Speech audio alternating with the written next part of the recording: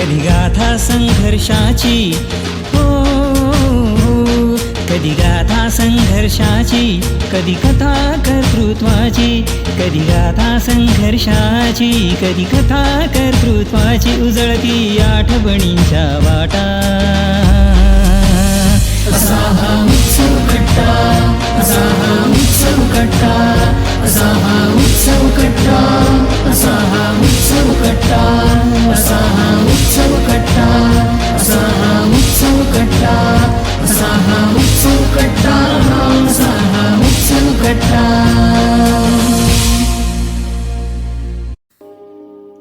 नमस्कार, मी मनोज आहेर. उत्सव कट्ट्यावर आज आपण संवेदनशील काव्य प्रतिभेचा आस्वाद घेणार आहोत. मानवी मनात संवेदना असते, म्हणूनच घडणाऱ्या घटनांचे परिणाम त्या मनावर होतात आणि कविता नकळत जन्माला येते. ती जन्माला येण्यासाठी विवेकबुद्धी आणि संवेदनशील मन तर अपरिहार्यपणे असावेच लागते.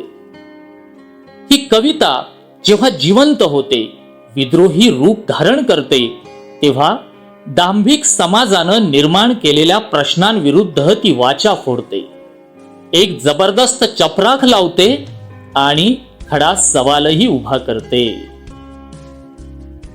समाजातल्या याच दांभिकपणावर कोरडे ओढून आपल्या कवितेतून न्यायासाठी अनेकांचा आक्रोश आसमंताला भिडवणारी कवयित्री, जिच्या पावलांची दखल दस्तूरखुद्द इतिहासालाही घ्यावीच लागेल. आदरणीय सुधाताई म्हात्रे आज उत्सव कट्ट्यावर आपल्या सोबत आहेत. आपण साधणार आहोत त्यांच्या सोबत हा काव्यमय संवाद. सुधाताई नमस्कार. नमस्कार. उत्सव कट्ट्यावर आपलं हार्दिक स्वागत. महिला दिन मार्च महिन्यात सर्वत्र साजरा होतो आणि त्या अनुषंगाने एका कवयित्रीची मुलाखत किंवा कवयित्रीशी संवाद साधण्याचा योग हा साहित्य उत्सवच्या श्रोत्यांना लाभलेला आहे. सुधाताईंना संपूर्ण दृष्टिहीन क्षेत्रात कवयित्री म्हणूनच ओळखलं जातं. तर आपण जाणून घेऊया सुधाताईंकडून की सुधाताई, अगदी सुरुवातीचा काळ तुमचा सांगा, की तुमचं शिक्षण, तुमचा निवास नेमका कुठले आहात आणि कुठे शिक्षण झालं याबद्दल जरा आम्हाला सांगा, म्हणजे आपण पुढच्या प्रवासाकडे वळू शकतो. मी अलिबाग माझं गाव आहे. मी रायगड जिल्ह्यातलं जे अलिबाग ते माझं गाव, तिथलाच माझा जन्म. अच्छा. आणि शिक्षण मग तुम्ही कुठे घेतलं? शिक्षण माझं कमला मेहता शाळेमध्ये झालं, दादरच्या. अच्छा, म्हणजे बालपणापासूनच अंधत्व होतं तुम्हाला? हा, मला म्हणजे तसं म्हणाल तर जन्माचाच म्हणावं लागेल.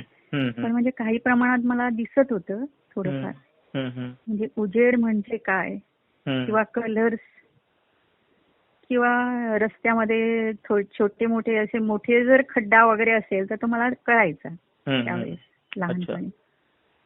छान. कमला मेहता नावाजलेली शाळा आणि त्या शाळेत तुमचं शिक्षण झालं. हो. साहित्याची आवड तुम्हाला आहे, साहित्य सृजनाची आवड, विशेषतः कविता लिहिण्याची. पण याची सुरुवात नेमकी कशी होते? म्हणजे तुम्हाला कधी कळतं की मी लिहू शकते? असा शोध तुम्हाला कधी लागला? ऍक्च्युअली कमला मेहतामध्ये ना खूप म्हणजे चांगलं असं शिक्षण दिलं जात होतं. म्हणजे अभ्यासाव्यतिरिक्त. बरोबर. अभ्यासाव्यतिरिक्त अभिनय, नृत्य, नंतर वक्तृत्व, संगीत आणि असं सगळ्या म्हणजे कलांमध्ये बरोबर म्हणजे प्रगती करता यायची.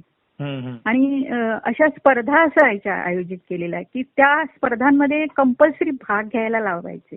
बरोबर.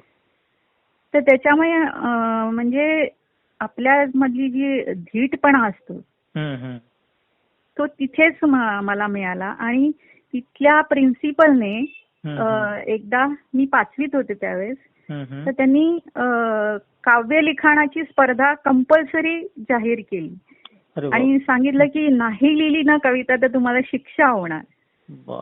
ऍक्च्युअल ते काही खरं नव्हतं, पण त्यांना कुठून तरी त्यातनं कोण चालना कलाकार द्यायची. निर्माण होत हा. आहेत ते त्यांना बघायचं होतं. त्यांनी काही शिक्षा वगैरे काही कोणाला केली नाही ऍक्च्युअल, पण आम्हाला उगाच म्हणजे भीती दाखवली होती की तुम्ही लिहिलं नाही तर तुम्हाला शिक्षा होईल. अच्छा. तर त्यावेळेस मग आता आम्हाला तर कविता तर कधी लिहिलेलीच नव्हती, तर कशी लिहिणार कविता असा खूप असं म्हणजे मनामध्ये म्हणजे असं भीती वाटायला लागली की आता कसं होणार, आपल्याला शिक्षाच मिळणार बहुतेक. तर मग नंतर असं करता करता मग मला एक कविता सुचली आणि मग ती कविता मी लिहिली आणि नंतर मग एक दोन मैत्रिणींना सुद्धा मी मला काय जुळवाजुळव करता आली तशा कविता लिहून त्यांनाही दिल्या. क्या बात. कारण की त्यांना शिक्षा होऊ नये हेच माझं म्हणजे ध्येय होतं. स्वतःही सहभाग घेतला आणि इतरांनाही सहकार्य केलं तुम्ही. हो. ती पहिली कविता म्हणता येईल की तुम्ही लिहिलं आणि तुम्हाला त्या दिवशी कळायला लागलं की आपण लिहू शकतो कविता. हो हो हो. धाकानं का होईना, परंतु मुख्याध्यापक मॅडमने तुमच्यातली कवयित्री जिवंत केली. काम केलं. नक्कीच. कधी कधी शिक्षक चालना देण्यासाठी एखादं वेगळंच तंत्र अवलंबतात आणि ते तंत्रच काम करून जातं. त्यातलाच हा प्रकार. ती पहिली कविता तुम्हाला स्मरत असेल तर श्रोत्यांसाठी एक पहिली कवितेची चुणूक, 5वीतली मुलगी आणि समोर शिक्षेचा धाक आहे अशा परिस्थितीत स्पर्धेत कविता लिहिते, तर काय होती ती कविता, कशी होती, जरा ऐकवा ना आम्हाला. जरूर. कवितेचं नाव आहे लिहू तरी कशी मी ही कविता. सागर म्हणतो लिही कविता, नदी म्हणते लिही कविता, पण येत नाहीत नीट ओळी रचता, तर लिहू तरी कशी मी ही कविता. क्या बात आहे. सागर म्हणतो लिही कविता, नदी म्हणते लिही कविता, पण येत नाहीत नीट ओळी रचता, लिहू तरी कशी मी कविता. पुन्हा पुन्हा मनात येता वाटे लिहावी सुरस कविता. पुन्हा पुन्हा मनात येता वाटे लिहावी सुरस कविता, पण शब्द भांडार जवळ नसता, लिहू तरी कशी मी ही कविता. क्या बात आहे. कधीतरी मला कवयित्री भेटता, सांगेन मी त्यांना शिकवा मला कविता, पण कवयित्रींनाच नसतो वेळ पुरता, मग लिहू तरी कशी मी ही कविता. क्या बात आहे. कधीतरी मला कवयित्री भेटता, सांगेन मी त्यांना शिकवा मला कविता, पण कवयित्रींनाच नसतो वेळ पुरता, तर लिहू तरी कशी मी ही कविता. कवयित्री गिरवतात आपल्या लेखणीने कविता, त्यातून डोलतात वृक्षलता. कवयित्री गिरवतात आपल्या लेखणीने कविता, त्यातून डोलतात वृक्षलता, पण माझ्या तर लेखणीचाच नाही मुळी पत्ता, मग लिहू तरी कशी मी ही कविता. क्या बात आहे. पण निश्चय माझा अटळ होता, वाटले खरडावी कागदावर कविता. पण निश्चय माझा अटळ होता, वाटले खरडावी कागदावर कविता, पण कागद शोधून न सापडता, लिहू तरी कशी मी ही कविता. लिहू तरी कशी मी ही कविता. क्या बात आहे. 5वीचं वय म्हणजे 10 ते 12 वर्षाचं वय आणि त्यात सुद्धा कविता लेखनाची स्पर्धा आणि इतकी सुंदर कविता. खरं तर सुरुवात अशी असते की फक्त यमक सांगितला जातो आणि अक्षराला अक्षर जुळवलं जातं, पण इथे फक्त यमक नव्हता तर प्रामाणिक भावना, कविता लिहित असताना येणाऱ्या अडचणी या सुद्धा कवयित्रीने मांडाव्यात इतक्या बालपणात. इथूनच खरं तर मुख्याध्यापिकेला यश आलं असं आपण म्हणू शकतो. त्या खूप खुश झाल्या होत्या. नक्कीच नक्कीच. कारण त्यांचा हेतू साध्य झाला. एका कवयित्रीचा उदय त्यांनी बघितला. खूप छान. सुधाताई, इथून कविता लिहायला म्हणजे आपण लिहू शकतो हा विश्वास तुमच्यामध्ये आला आणि मग पुढे कवितेचा प्रवास कसा सुरू होतो? शाळेत तुम्हाला पुढे संधी मिळते का? स्पर्धा किंवा इतर गोष्टींमध्ये कशा सहभागी झाल्या त्याबद्दल आम्हाला आठवणी सांगा ना. नंतर शाळेमध्ये काय करायचे की कवितांच्या स्पर्धा वगैरे अशा घेतल्या जायच्या आणि त्यातनं मग मला बऱ्याचदा बक्षिसं वगैरे मिळत असायची. आणि मग ते साने गुरुजी कथामाला त्यांचे ते प्रकाश मोहाडीकर. हो. हा, तर ते ना दर महिन्याला दर महिन्याच्या एका रविवारी ते म्हणजे असे बरेच कवी मंडळी तिकडे जमायची आणि मग ते सगळेजण कविता आपल्या आपल्या वाचायचे. अच्छा. तर तिकडे पण आम्हाला मग नेलं जायला लागलं. आमच्या पैकी 2-3 जणी आम्हाला घेऊन जायचे तिकडे आणि मग तिथे आम्ही आमच्या कविता वाचायला सुरुवात केली. आता सुरुवातीला माझ्याकडे एकच कविता होती, ती मी बऱ्याचदा म्हटली होती. आता मग नंतर मला लाज वाटायला लागली की तीच कविता काय म्हणायची. बरोबर. तर आणि मग नंतर त्यांनी काय केलं की आम्हाला विषय द्यायला सुरुवात केली. तर विषय दिल्यामुळे मग वादळ म्हणून एक विषय दिला होता, त्याच्यावरती मग मी कविता लिहिली. नंतर वर्षा ऋतू, त्याच्यावरती कविता लिहिली. अशा मग त्या कविता लिहित गेले मी. आणि एक चांगलं व्यासपीठ तुम्हाला मिळालं, कारण अखिल भारतीय साने गुरुजी कथामालेने भारतभरात लाखो विद्यार्थी घडवले. प्रकाश मावडीकर तर भारतभर फिरायचे, साने गुरुजींच्या छान छान गोष्टी सांगायचे. कारण माझी जेव्हा भेट झाली, खूप वृद्ध होते तेव्हा ते, मी लहान होतो. त्यांनी खूप छान गोष्टी आम्हाला त्या काळात सांगितल्या होत्या. तर त्यातूनच तुम्हाला ते व्यासपीठ मिळाल्यामुळे एक चांगलं दालन उभं राहिलं खरं तर. आणि विषय दिल्यानंतर चालना मिळत जाते, नवीन नवीन विचार सुचतात. हो, बरोबर आहे.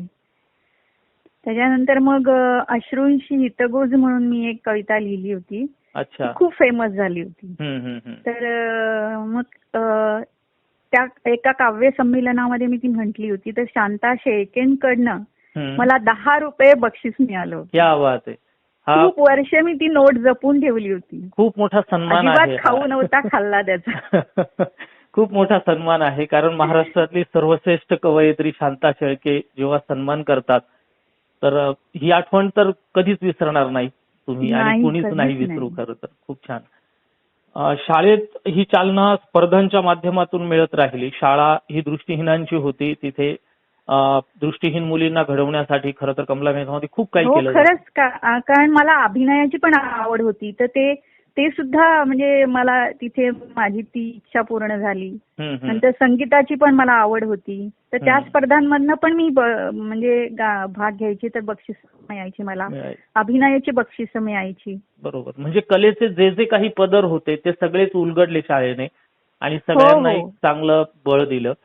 महाविद्यालयात गेल्यानंतर बऱ्याचदा काही गोष्टी बदलतात, आयाम बदलतात. एक कवयित्रीचा प्रवास खरं तर 5वीतच सुरू झाला होता तुमच्यातल्या. 10वी पर्यंत तो चांगला बहरला होता. मग कॉलेजला गेल्यानंतर काय परिस्थिती होती? तिथे तुम्हाला संधी मिळाली का आणि कशी मिळाली? कॉलेजला गेल्यानंतर गॅदरिंगला वगैरे मी गाण्याबिण्यामध्ये वगैरे भाग घ्यायची.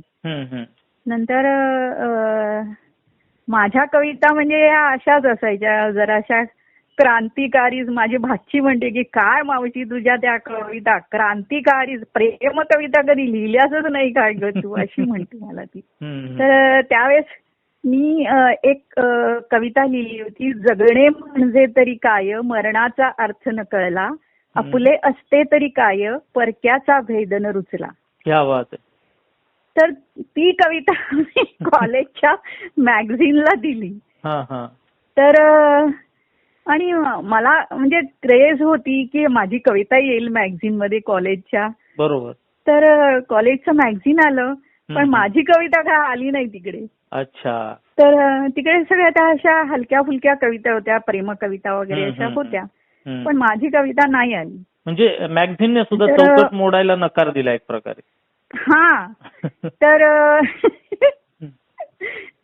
तर मग ना मी म्हणजे मला ते थोडंसं वाईट वाटलं की सगळ्यांचं लिखाण दिलेलं आलं, माझंच नाही आलं. आणि नंतर 2 वर्षांनी मला कळलं की कॉलेजमध्ये म्हणजे मी FY ला होते 13वीला आणि माझं कॉलेज सकाळचं होतं आणि संध्याकाळचा कार्यक्रम होता, तिथे शांता शेळके कॉलेजमध्ये येणार होत्या. अच्छा. तर त्या दिवशी त्या आल्या आणि नेक्स्ट डेला मी कॉलेजला गेले तेव्हा माझ्या बऱ्याच मैत्रिणी मला सांगायला लागल्या, अगं खाडीलकर मॅडमनी तुझी कविता तुझं नाव सांगून वाचली आणि सांगितलं की आमच्या कॉलेजमधल्या विद्यार्थिनीने लिहिलेली ही एक कविता आहे, ती जगणे म्हणजे तरी काय, मरणाचा अर्थ न कळला. ती कविता त्यांनी त्यांच्या समोर वाचून दाखवली माझी.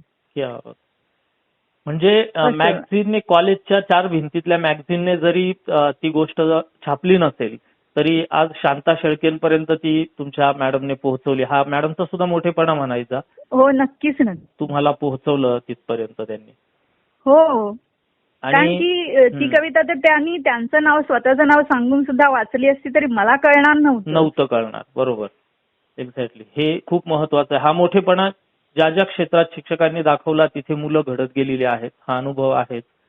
अनेक काव्य वाचनाच्या स्पर्धा बाहेर होतात खुल्या गटासाठी, तरुण कवी कवयित्रींसाठी, विशेषतः नवोदित कवी कवयित्री. त्यात तुम्ही सहभागी व्हायला लागलात का मग, शाळा कॉलेजच्या पलीकडे जाऊन? हो, खूप स्पर्धांमध्ये मी भाग घेतला आणि बऱ्याच स्पर्धांमध्ये मला बक्षिसही मिळाली. नंतर टीव्ही वरती तेव्हा ज्ञानदीप म्हणून एक कार्यक्रम होता दूरदर्शनवर. तर दूरदर्शनवरती. तर तिथे सुद्धा मग म्हणजे माझ्या कवितांचं वाचन मला करायला मिळालं. तर ती म्हणजे माझा भाऊ 8वीत होता, तर त्याला निबंध आलेला होता की आजचे शिक्षण म्हणून. तर मला आला आणि म्हणाला, दीदी मला हा निबंध लिहायचा आहे ग, मला काहीतरी मदत कर. तर म्हणलं ठीक आहे मी करते. तर मी त्याला तो निबंध सांगितला आणि त्याच्याबरोबर मी ओळी लिहिल्या होत्या की चिडू नको रे चिमण्या बाळा, शिकण्यासाठी जन्म आपुला. तर त्या ओळींवरून मी पुढे ती कविता केली होती. मग ती कविता त्या दूरदर्शनला ज्ञानदीप मध्ये निवडली गेली होती. आणि आभास म्हणून एक कविता होती. तर त्या 2 कविता दूरदर्शनला चांगल्या माध्यमातून, संमेलनामध्ये मी म्हटल्या होत्या. चांगल्या माध्यमातून तुम्ही पोहोचलात घरोघरी, ज्ञानदीपच्या माध्यमातून असं म्हणू शकतो आपण. आणि ही संधी खूप लवकर मिळाली खरं तर तुम्हाला. हो, मी एसवायलाच होते. कारण खूप लोक लिहितात परंतु संधी लवकर मिळत नाही. तुम्हाला ती मिळाली आणि कविता दर्जेदार होती म्हणूनच त्या कवितांची पण निवड त्या वेळेस होत गेली. मराठी अखिल भारतीय साहित्य संमेलन जे असतं त्या संमेलनात तुमचा सहभाग हा विशेष एक ऐतिहासिक घटना होती. कारण असं म्हटलं जातं की तुम्ही पहिल्या दृष्टीहीन कवयित्री ज्यांनी त्या संमेलनात सहभाग नोंदवला. तर ती आठवण जरा आम्हाला सांगा. कुठे, कसं गेलात तुम्ही आणि कुणामार्फत गेलात याबद्दल खुलासेवार सांगा. कमला मेहताची 2000 मध्ये शताब्दी होती. 100 वर्ष पूर्ण झाली होती त्या शाळेला. तर त्या निमित्ताने सगळं म्हणजे कला गुणांमध्ये जे काय कोणी पुढे जात होते तर त्यांचं सगळं म्हणजे आमच्या आता कविता साहित्य वगैरे जमा केलं होतं.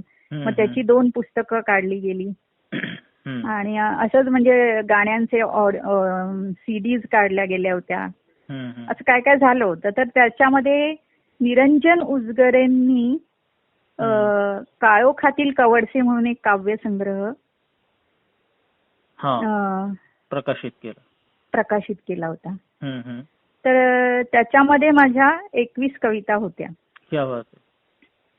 आणि तिथूनच मग त्यांनी माझी कविता त्या साहित्य संमेलनासाठी घेतली. आणि मग महाराष्ट्रामधनं काहीतरी 900 लोकांच्या कविता होत्या. त्याच्यातनं 15 लोक त्यांनी निवडले होते आणि त्या 15 लोकांमध्ये दृष्टीहीन मीच होते. आणि मग ते 74वे अखिल भारतीय साहित्य संमेलन होतं इंदोरला 2001 मध्ये. तर त्याच्यासाठी मग मला आमंत्रित केलं गेलं आणि मग तिथे गेले होते. आणि म्हणजे मला पहिलीच कविता म्हणायला लावली. मला म्हणाले सचिन तेंडुलकर बनायचंय तुला. तर म्हटलं अहो म्हटलं मग माझी विकेट गेली तर काय करायचं. तर मला काय विकेट जाणार नाहीये. तर मी ती कविता पहिली म्हटली. नंतर ते संमेलन झालं, काव्य संमेलन. आणि नंतर ते पत्रकार सगळे त्या बाकीच्या लोकांना बोलवायला लागले, त्यांचे इंटरव्ह्यूज घ्यायला लागले, अमुक धमुक काय काय बरंच. पण माझ्याशी एकही जण कोणी बोललं नाही. अच्छा. तर मला असं वाटलं की म्हटलं माझी कविताच काही चांगली नाही झाली की काय. तर आणि नंतर मी घरी आले आणि आकाशवाणीवरती पण मी ऐकलं तर माझी कविता नाही ऐकवली गेली. तर म्हटलं मग असं का झालं असेल म्हटलं. तर आणि नंतर मग दुसऱ्या दिवशी टीव्हीवरती बातम्यांमध्ये दाखवलं तर माझीच कविता दाखवली गेली. बघा. आणि छोटी छोटी बक्षीस काढून घेतली, मोठं त्या बक्षीस. पेपरमध्ये माझं नाव होतं. क्या बात. म्हणजे त्या एक शकुंतला ताई म्हणून त्या ललित मॅगझिनच्या मासिकाच्या संपादिका. तर त्यांनी तेव्हा मला सांगितलं होतं की तुझ्याशी कोणी नाही बोललं ना, तू काळजी नको करूस, तुझा इंटरव्ह्यू मी घेईन. आणि एक जण त्या बाई दुसऱ्या एक भेटल्या होत्या मला, त्या म्हणाल्या अगं ह्यांना काय कळतंय असं. अशा प्रतिक्रिया मला मिळाल्या होत्या. पण नंतर माझंच नाव सगळ्या पेपर्स मध्ये माझं नाव होतं. बरोबर. आणि ते ऐतिहासिक पाऊल होतं खरं तर, कारण नंतर यशवंतराव चव्हाण मुक्त विद्यापीठाच्या अभ्यासक्रमात सुद्धा हा उल्लेख म्हणजे एक रेकॉर्ड झालं की पहिल्या दृष्टीहीन कवयित्री साहित्य संमेलनात सहभागी होणाऱ्या कोण, तर तुमच्या नावाचा उल्लेख तिथे आहे. आणि ती एक मज्जा की मला माहित नव्हतं हे. आणि माझा एक काका जो रिटायरमेंट नंतर त्याने मुक्त विद्यापीठाचं MA केलं. तर त्याने वाचलं ते नाव आणि मला येऊन सांगितलं की अगं तू कुठपर्यंत पोचलेली आहेस, मला कल्पनाच नव्हती. मी म्हटलं कुठे पोचले मी. तर मग त्याने मला सांगितलं की अगं असं क्वेश्चन आहे यशवंतराव मुक्त विद्यापीठाच्या MAच्या अभ्यासामध्ये आणि तिथे तुझं नाव आहे, तुझी कविता आहे. हा खूप मोठा सन्मान आहे एखाद्या अभ्यासक्रमात. ते ऐकून मला एवढा आनंद झाला होता की मलाच माहित नव्हतं की माझं नाव इथे जाऊन पोहोचलंय म्हणून. बरोबर बरोबर. MTNL मध्ये नोकरी केल्यानंतर आता तुम्ही निवृत्तीचं आयुष्य जगत आहात. नोकरीच्या काळात किंवा आता सुद्धा आणखी कुठले कुठले छंद तुम्ही जोपासले? ऍक्च्युअली मला ना अभिनयाची खूप आवड होती. मला स्टेजवरती काम करायचं होतं. तर मग ती संधी मला 1990 मध्ये मिळाली. ते सहजानंद कर्ण म्हणून रेल्वेत का कुठेतरी काम करत होते, पण त्यांनी आधे अधुरे हे नाटक दिग्दर्शित केलं होतं. आणि सगळ्या ब्लाइंड कलाकारांना म्हणजे अंध कलाकारांना घेऊन त्यांनी ते नाटक सेट केलं होतं, बसवलं होतं. आणि मग त्याच्यामध्ये मी बिन्नीची भूमिका केली होती. आणि ते मग छबिलदास बॉईजच्या नाट्यगृहामध्ये सभागृहामध्ये तो शो झाला होता. 2-3 शोज झाले त्याचे. आणि नंतर मग स्वागत थोरातांनी पु ल देशपांडेंचं 3 पैशाचा तमाशा, ते 44 अंध कलाकारांना घेऊन त्यांनी नाटक बसवलं होतं. तर त्याच्यामध्ये पण मी लालनची भूमिका केली होती. ते सुद्धा जवळजवळ 8-9 शोज झाले. तर ती हौस माझी तिथे पूर्ण झाली. आणि म्हणजे काय ब्लाइंड असल्यामुळे मला स्टेजवरती जायला मिळणं कठीण होतं. पण या 2 संधी आल्या. पण ती इच्छा ईश्वर कृपेत माझी पूर्ण झाली. संगीत क्षेत्राची सुद्धा आवड तुम्ही जोपासली इतके वर्ष? हो, संगीत क्षेत्राची पण आवड मी जोपासली. पण मला पुढे त्याचा तेवढा असं हे करता नाही आला. म्हणजे शाळेत वगैरे मी बक्षीस मिळवायची, पण नंतर मग तेवढं असं माझी प्रगती नाही झाली संगीतामध्ये. पण माझा म्हणजे मला त्याच्याने आनंद मिळतो. मला हार्मोनियम वगैरे वाजवता येते, त्याच्यामुळे ती वाजवून मी गाणं म्हणू शकते. मला कधी गाणं म्हणावं असं वाटलं तर ते मी म्हणते. आणि आता हल्ली जरा असं सुरू केलंय की घ्यायचा भाग. बरोबर. आणि निवांत पण आहे तर कला जोपासणं होतं. तर म्हणजे चांगलं काहीतरी आहे आपल्यामध्ये तर ते त्याची काही म्हणजे प्रगती झाली तर. बरोबर. इतक्या कविता तुम्ही लिहिल्यात, वेळोवेळी काव्य संमेलनं असतील, वेगवेगळ्या स्पर्धा असतील, कार्यक्रम असतील, त्यातून सादर केल्यात. लोकांनी तुमच्या खूप कविता अगदी डोक्यावर घेतल्या असं सुद्धा आपण म्हणू शकतो. इतक्या लोकांना आवडलेल्या आहेत श्रोत्यांना. पण कवयित्री सुधा म्हात्रे यांना स्वतःने लिहिलेली कुठली कविता जास्त आवडली? मला प्रश्न ही कविता खूप आवडते. कारण त्याच कवितेने मी म्हणजे मला पुढचे मार्ग मिळाले. साहित्य संमेलनापर्यंत जाऊन मी त्याच कवितेमुळे पोहोचले आणि त्याच्यामुळे ती कविता मला खूप आवडते. अच्छा, त्या कवितेतून आणि म्हणजे एकूणच माझ्या अंध मैत्रिणी आणि मी स्वतः आमचाच प्रश्न होता जो कुणीच पोहोचवत नव्हतं लोकांपर्यंत. मग आज तो प्रश्न मला पोहोचवावासा वाटला आणि मग ती मी कविता लिहिली. मग आज श्रोत्यांसाठी कुठली कविता तुम्ही सादर करणार? मी तीच कविता सादर करू इच्छिते, प्रश्न. चालेल, मग ऐकू आम्हाला ती कविता.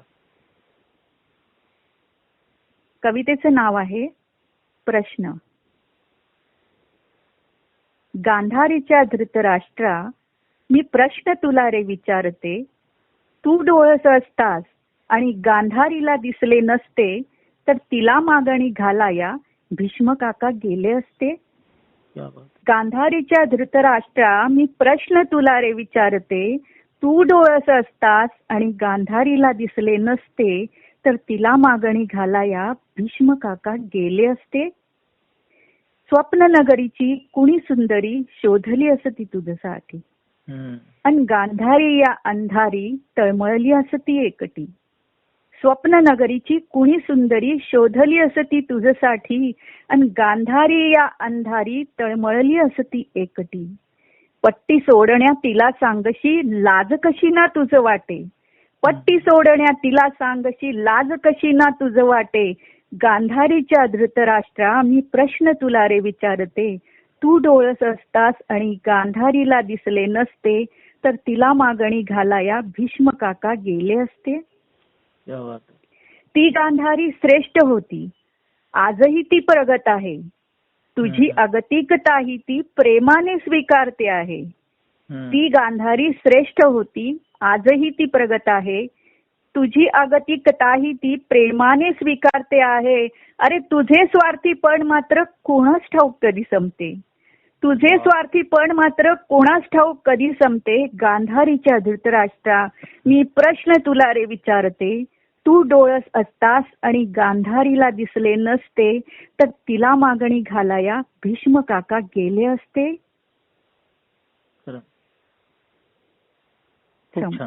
अगदी आपण ही कविता आहे ना शाश्वत कवितांमध्ये समाविष्ट झालेली आहे. नक्कीच सुन्न करणारी एक विदारक वास्तव तुम्ही या कवितेतून मांडले. एक प्रश्न उभा केलेला आहे. हा प्रश्न खरं तर संपूर्ण व्यवस्थेला उद्देशून आहे. आपण ज्याला पुरुष प्रधान संस्कृती म्हणू शकतो किंवा समाज व्यवस्था म्हणू शकतो, एकूण त्या संपूर्ण समाज मूल्यांना मारलेली ही चपराक आहे. या प्रश्नातून काय उद्देश होता ही कविता लिहिताना तुमच्या मनात, तुमच्या डोळ्यासमोर काय चित्र होतं, असं काय अनुभव आहे की जे तुम्हाला मांडायचे आहे? खर तर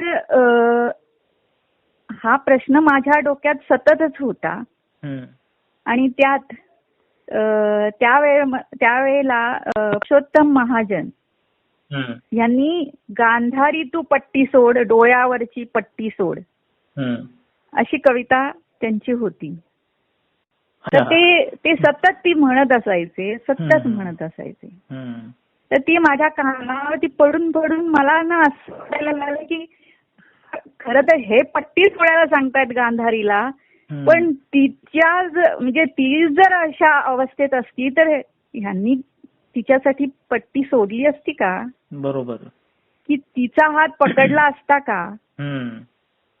हा क्वेश्चन माझ्या डोक्यात येतच राहिला. आणि ते सुद्धा ना ती कविता म्हणताना, प्रस्तावना करताना गांधारीला चांगलं नाही म्हणायचे. ते सतत म्हणायचे की ती गांधारी तशीच होती, तिला काही कळतच नव्हतं वगैरे अशा शब्दात ते बोलत असायचे. दूषणं दिली होती गांधारी. हा, दूषणं देत असायचे.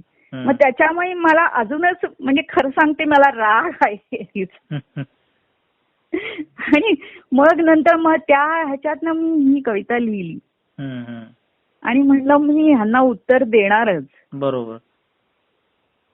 आणि खरं तर त्यांनी ते बरंच केलं की त्याच्यामुळे ही एक चांगली कविता माझ्याकडनं निर्माण हा प्रश्न तुम्हाला चव्हाट्यावर आणता आला. त्यांची ती सुद्धा कविता मी ऐकलेली आहे आणि तुमचीही कविता ऐकली आहे.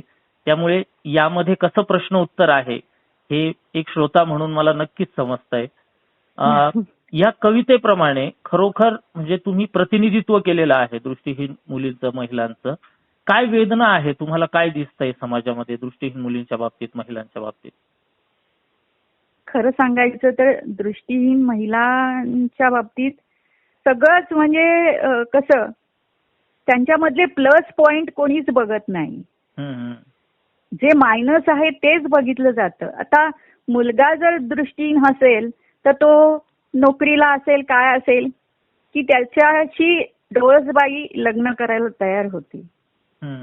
पण दृष्टीहीन मुलगी शिकलेली असेल, नोकरी करत असेल, अगदी स्वयंपाक पाणी सुद्धा करत असेल तरी सुद्धा तिला दिसत नाही म्हणून तिच्याशी लग्न करायला कोणीच तयार होत नाही. अगदी आपल्या क्षेत्रातली माणसं सुद्धा तयार होत नाही.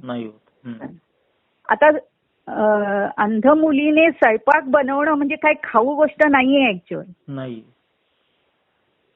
अंदाजाने फक्त त्या फोडण्या द्यायच्या आहेत, ते सगळं स्वयंपाक तो व्यवस्थित करायचा आहे आणि तो खाऊ घालायचा आहे सगळ्यांना. तर ते सगळं करून सुद्धा म्हणजे तिच्यावरती विश्वासच नाही. ती काय करते म्हणजे तिला आणि हेही सांगते की आपल्या आई वडिलांपासून सुद्धा रिस्पेक्ट नाही काहीच. बरोबर. तिने नोकरी करायची, तिने शिकायचं, नोकरी करायची, पण लग्न नाही झालं. लग्नाचं काय कोणी बघणार नाही तिच्या. कळलं ना? तिला कशाला लग्न करायचं. पण नोकरीला तिने बाहेर जायला पाहिजे, पैसे कमवून आणले पाहिजे. हीच भावना म्हणजे ही घरापासूनच भावना असते. तर बाहेरच्या लोकांचं काय. खरं.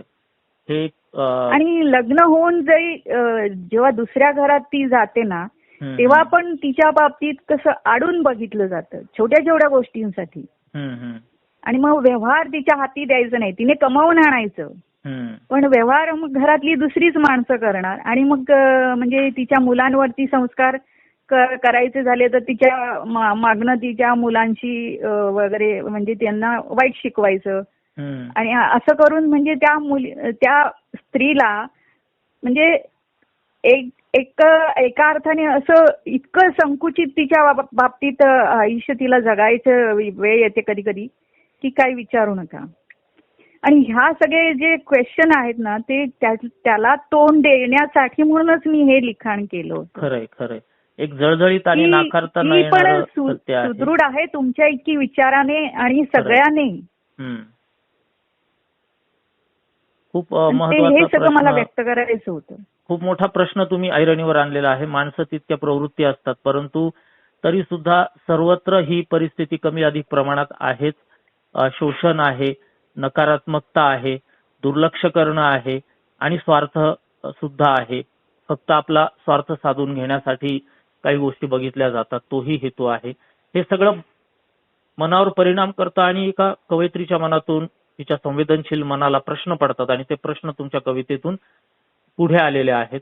हे सगळं बदलू शकतं. महिला दिनाच्या पार्श्वभूमीवर तुम्ही दृष्टीहीन मुलींना, महिलांना काय संदेश द्याल की हे सगळं जे चित्र आहे, जे नकारात्मक आहे, काळवंडलेलं आहे, हे सगळं बदलायचं आहे आणि व्यवस्थेत समता हे मूल्य महत्वाचं मानलं जातं. ते समता या दृष्टीहीन महिलांसाठी सुद्धा आलं पाहिजे. तर त्या दृष्टीने समाजाने करावं वगैरे ठीक आहे, पण प्रत्यक्ष दृष्टीहीन मुलगी जी या सगळ्यांना सामोरं जाते तिने काय गोष्टी कराव्यात, काय संदेश द्याल तुम्ही? तिने शिक्षण घेऊन स्वतःच्या पायावर उभं राहिलंच पाहिजे. आणि ज्या आपल्या बेसिक म्हणजे मूलभूत ज्या गोष्टी आहेत, आपल्याला जेवण आलं पाहिजे. म्हणजे दुसऱ्याला खाऊ घालणं सोडा, पण दुसऱ्या कोणी आपल्याला नाही दिलं तर आपलं आपण करून आपल्याला खाता आलं पाहिजे. स्वावलंबन. आणि कोणी अन्याय करत असेल तर त्याच्या विरोधात आवाज उठवणे, आपण उभं राहिलं पाहिजे. माझी एक कविताच आहे की हरणार नाही मी जिंकणार आहे, रडणार नाही मी लढणार आहे. क्या बात आहे. चारच शब्द आणि महत्त्वाचे आहेत. शेवटच्या ओळी आहेत, मावळण्याआधी मी उगवणार आहे, थकणार नाही मी चालणार आहे. बरोबर, एक्झॅक्टली. तर ह्या बेसवरती त्यांनी चाललं पाहिजे. कुणी नावं ठेवेल, कुणी काय करेल, कारण की चांगलं कुणी बोलतच नसतं बोलत, तर त्याच्यामुळे आपण काही करायचंच नाही वगैरे अशा गोष्टी कधीच करायच्या नाही. आपलं आयुष्य आहे ना, आपल्याला ते जगायचंय. प्रत्येक जण आपलं आयुष्य जगतो ना, मग आम्हालाही अधिकार आहे ना जगण्याचा. अर्थात प्रत्येक जण आपलं आयुष्य जगताना आपल्यावर मात्र त्याचं आयुष्य लादत असतो, असं बऱ्याचदा घडतं. तर ते तसं नाही करू द्यायचं. समजा घरामध्ये जर अन्याय होत असेल तर बाहेर पडावं सरळच, आणि दुसरे मार्ग काही असतील तर ते शोधून त्या मार्गाने चालायचं. त्यासाठी शिक्षण आणि स्वावलंबन महत्वाचं, आणि या सगळ्यांचा पाया ते महत्वाचं आहे. सगळ्यांचा पाया आत्मविश्वास असला पाहिजे, महत्वाचं. नक्कीच. आणि दुसरं म्हणजे एक अध्यात्माची जोड सुद्धा असली पाहिजे. एक्झॅक्टली. हे तुम्हाला विचारायचं होतं की आत्मिक बळ वाढवण्यासाठी अध्यात्माची जोड असणं जरुरी आहे. माणूस दिशाहीन जर झाला तर तो पुन्हा आध्यात्मिक जोड असेल ना, तर आपल्या दिशेला पुन्हा तो येतो. ती ताकद असते त्याच्यामध्ये. पण आध्यात्मिक जोड नसेल ना, तर माणूस दिशाहीन होतो. तो पुन्हा त्याच्या जागेवर येण्याची ताकद त्याच्यामध्ये नसते. भरकटतो, तो खचतो, भरकटतो आणि खचत जातो. तर त्याच्यामुळे अध्यात्म सुद्धा जसं जमेल तसं. आपण काही सांगत नाही की तुम्ही साधू व्हा किंवा असं नाही, पण जितकी जरुरी आहे तितकं अध्यात्माची जोड पण असणं जरुरी आहे. ईश्वर जो जग चालवतोय हे, तर त्याची साथ आपल्याला असली पाहिजे. तर मग कुणी किती अन्याय करू देत, पण त्यातनं आपण बाहेर पडण्याची ताकद आपल्यामध्ये येते. आणि या अध्यात्माच्या जोडीमुळेच आत्मविश्वास बळावतो खऱ्या अर्थाने. खरी गोष्ट आहे ती. कारण कुणीतरी आहे हा विश्वासच माणसाला पुढे जायला म्हणजे ही माणसांचं जग जरी आपलं नसलं तरी कुणीतरी अद्भुत शक्ती जी आपलं शुभ चिंतित आहे, जी आपल्या पाठीशी आहे, हा जो आपला मधला जो आत्मविश्वास आहे तोच आपल्याला हे जग जिंकायला मदत करतो. नक्की. खूप छान विचार तुम्ही मांडलेले आहेत. खरं तर एक चांगली शिकवण आहे. अनुभव संपन्न आहात तुम्ही. इतके वर्षांचा अनुभव तुमच्या गाठीशी आहे. फक्त कवयित्री म्हणून नाही, तर एक दृष्टीहीन महिला म्हणून जे बघितलं त्यावर नुसतं बघून थांबल्या नाही, तर मात करून उभ्या राहिलात तुम्ही. आणि आज जो संदेश देत आहात ती सुद्धा अनुभवाची एक अनमोल अशी शिदोरी आहे. अनमोल अनुभवांची ही शिदोरी प्रत्येकाने घ्यावी, आपल्या ओंजळीत घ्यावी आणि स्वतः सुद्धा आत्मबळ प्राप्त करून घ्यावं. याच भावना आपण व्यक्त करू शकतो. महिला दिनाचा उत्सवाने नटलेला हा महिना फक्त भाषण व्याख्यानांपुरता मर्यादित राहू नये, तर प्रत्येकाचं आत्मविश्वास वाढावा आणि प्रत्येक महिला ही स्वावलंबी बनावी यासाठी महत्वाची. आणि तुमचं हे आदर्श उदाहरण आज सगळ्या श्रोत्यांसमोर आहे. सुधाताई, तुमच्या कवितांचा लाभ भविष्यातही आम्हाला साहित्य उत्सवच्या वेगवेगळ्या उपक्रमातून मिळत राहील. आज जो संवाद तुम्ही साधलात दिलखुलासपणे आणि जी मतं मांडलीत अगदी ठामपणे, त्या सर्वांबद्दल तुमचा मी शतशः आभारी आहे. खूप खूप धन्यवाद. दर्जेदार साहित्याचा आणि कलाकृतींचा आस्वाद घेण्यासाठी जॉईन करा साहित्य उत्सव व्हॉट्सॲप किंवा टेलिग्राम ग्रुप. जॉईन करण्यासाठी संपर्क करा 98 81 60 20 25 या क्रमांकावर. संपर्क क्रमांक पुन्हा एकदा 9881 60 2025. साहित्य उत्सव हे यूट्यूब चॅनल आजच सबस्क्राईब करा. साहित्य उत्सवच्या फेसबुक पेजला जरूर भेट द्या, कारण ज्ञान आणि मनोरंजन यांचं अतूट नातं म्हणजे साहित्य उत्सव.